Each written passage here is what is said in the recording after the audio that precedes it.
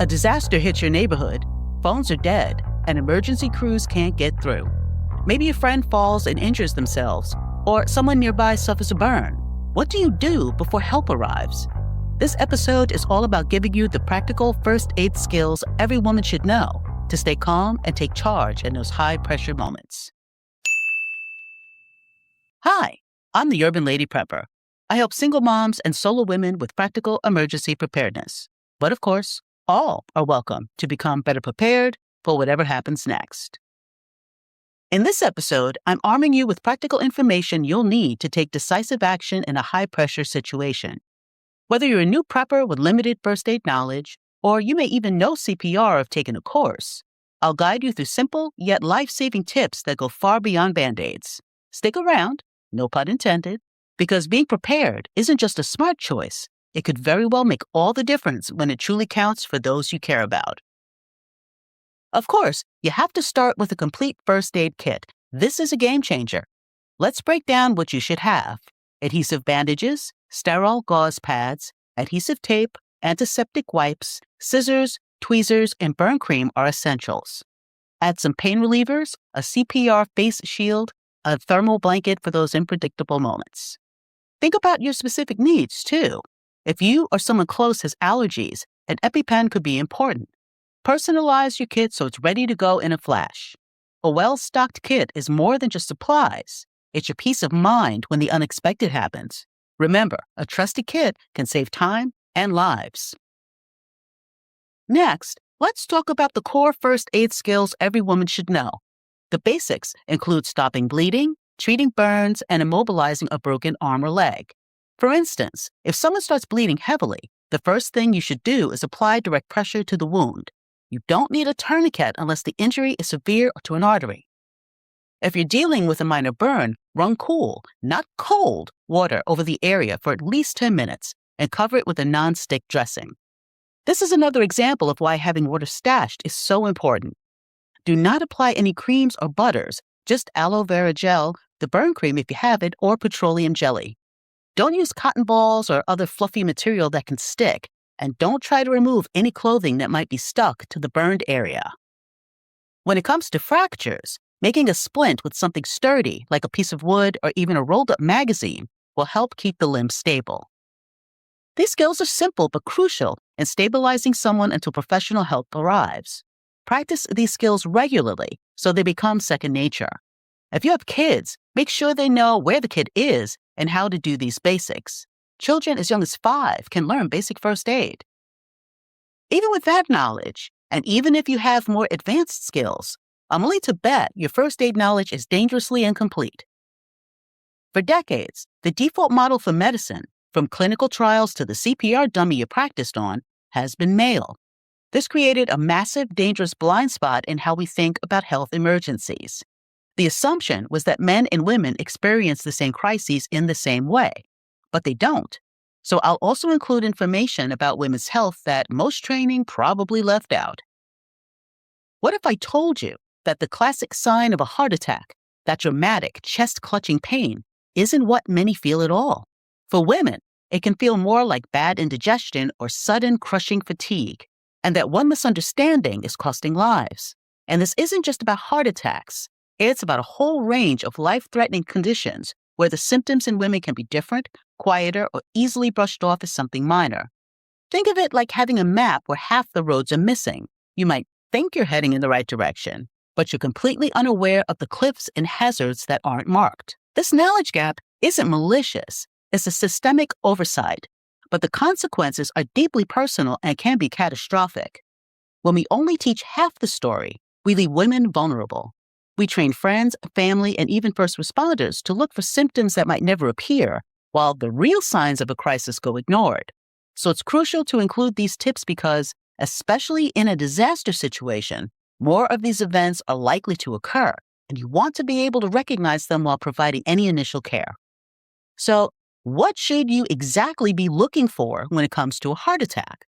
According to medical experts like the American Heart Association, a woman's heart attack can show up as uncomfortable pressure or squeezing in the chest, and it might not be too obvious. Pain or discomfort in the jaw, back, neck, stomach, and one or both of the arms. Shortness of breath, and that may happen with or without chest pain. A feeling like indigestion or heartburn. Nausea or vomiting. And sudden extreme fatigue that feels unusual and can potentially just knock you off your feet. And also lightheadedness or dizziness. These symptoms are so dangerous because they mimic less severe problems like the flu, stress, or acid reflux. Because of this, women themselves and the people around them are more likely to wait, delaying the call for help. And with a heart attack, every single second counts. Now, for a scenario your first aid course definitely didn't cover, women and reproductive emergencies. When a woman is pregnant, the first aid rule book changes. The incredible physiological shifts in her body mean emergency responses must be modified. Not knowing this can make your help ineffective or even harmful. First, let's talk about choking. The standard procedure, the abdominal thrusts, which is also known as the Heimlich maneuver, is dangerous for a visibly pregnant woman. Instead, you have to perform chest thrusts. You'll stand behind her, wrap your arms under her armpits, place your fist on the center of a breastbone, and give firm, quick thrusts. This hopefully creates enough pressure to dislodge the object without putting any force on the abdomen. Next up, CPR. If a pregnant woman goes into cardiac arrest, high-quality CPR is essential. Compressions should be done on her back on a firm surface. However, especially in later pregnancy, the weight of the uterus can press on major blood vessels, blocking blood from returning to the heart. To counter this, official guidelines recommend placing something like a wedge or rolled-up towel under her right hip to create a leftward tilt of about 15 to 30 degrees. If you're alone and she's unconscious but breathing, place her in the recovery position on the left side. Finally, a seizure during pregnancy could be a sign of eclampsia, a life-threatening complication. Your priority is to protect her from injury. Don't restrain her, but move everything hard or sharp out of the way. As soon as you can, turn her onto her left side to help with breathing and blood flow and call for emergency help immediately. There are other situations to be aware of so you can be ready to recognize and articulate to emergency personnel. A sudden, sharp, stabbing pain that is so intense that it makes you feel sick to your stomach, along with one-sided lower back or abdominal pain, can be ovarian torsion or, what happened to me, an ovarian cyst. Both need surgery immediately. An ectopic pregnancy occurs when a fertilized egg implants somewhere outside the uterus, especially in a fallopian tube. This becomes life-threatening if the tube ruptures, leading to major internal bleeding. Often, the first signs are vaginal bleeding and pelvic pain. Emergency symptoms that signal a rupture include a sharp, sudden, intense pain in the abdomen, feeling extremely dizzy or fainting, and even pain in your shoulder. These events can be mistaken for anything from food poisoning to gas to off-cycle spotting to a pulled muscle. Because of this, the key is recognizing the symptoms, so if you suspect it's a serious gynecological event, emergency care is received as quickly as possible. Severe, sudden abdominal pain is not something to just wait out. It's an emergency until a doctor proves it isn't. At an emergency clinic, doctor's office, or hospital, a fight we women face too often, especially women of color, is ensuring that we are heard and that our concerns are addressed, not dismissed. So be firm about what you believe is happening. Calmly and politely insist on that ultrasound or that additional test that can confirm the condition before you or that loved one is sent home with quote-unquote bad cramps. The super crucial tip, regardless of the situation, is to stay calm. Staying calm during a crisis can be your secret weapon. Panic can cloud your judgment, but a deep breath can bring clarity. Focus on what you can control. Assess the situation, prioritize injuries, and act methodically. Be the anchor in the storm, offering reassurance to those around you. Speak calmly and clearly when instructing others or guiding someone through a difficult moment. Remember, your demeanor can set the tone for everyone else. Practice mindfulness and stress relief techniques regularly, so they're readily accessible in those intense moments. You can be the calm in the chaos, and that might just save a life. Knowledge is power, so let's upgrade your first aid toolkit right now. First, burn these overlooked symptoms into your memory. For a woman's heart attack, think beyond just chest pain. Watch for crushing fatigue, shortness of breath, nausea, indigestion, and pain in the jaw, back, or neck. For acute abdominal pain, sudden severe one-sided pain is not just bad cramps. It's a massive red flag for emergencies like ovarian torsion or a cyst. For pregnancy emergencies, a severe headache, changes in vision, and sudden swelling in the face or hands can all be signs of preeclampsia and demand urgent medical attention. Second, you need to know how to be heard. Trade vague for specific. Use clear, firm language with emergency responders and medical staff. Instead of, "I don't feel well," try, "I'm concerned this is a cardiac event because I'm experiencing," one of the symptoms mentioned earlier. Instead of, "I have bad stomach pain," say, "I need you to rule out ovarian torsion or ectopic pregnancy. The pain was sudden, it's severe, and it's on one side." When calling an ambulance, state it up front. The patient is pregnant and is experiencing one of the symptoms mentioned earlier.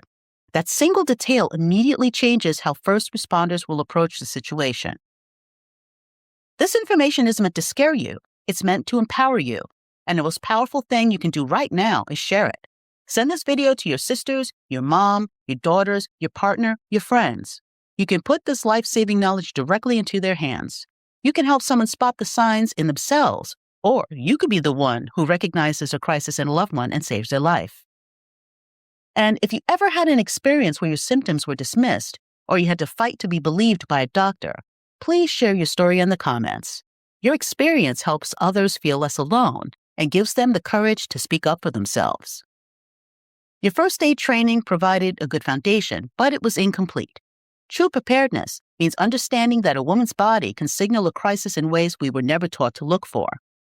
The guiding principles are simple but transformative. Trust your body. Trust her body. When something feels deeply wrong, it probably is. Don't let anyone, not even a medical professional, dismiss your gut instinct without a thorough investigation.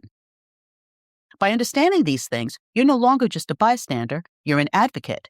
You're a better initial responder.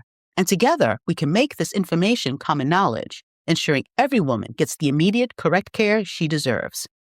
Now, I'm not a doctor, and my CPR first aid training isn't as recent as I would like. So do your research or consult a medical professional if you have any questions about recognizing specific symptoms and the best course of action. I would absolutely recommend taking a first aid course and any other medical courses available to you as a layperson to make you as knowledgeable and prepared as possible. Thanks for listening, and be safe out there.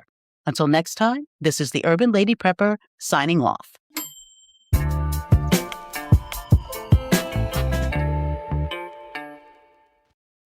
I'm sure I've given you some things to think about as you go through the upcoming week. If this episode has resonated with you, please like, follow, subscribe, and leave a review. To help support my work, please pop me a super thanks on YouTube or donate using the methods in the description. Visit my website at urbanladyprepper.com for playable blogs and additional information. I appreciate your time with me. Stay safe, stay sharp, and be ready.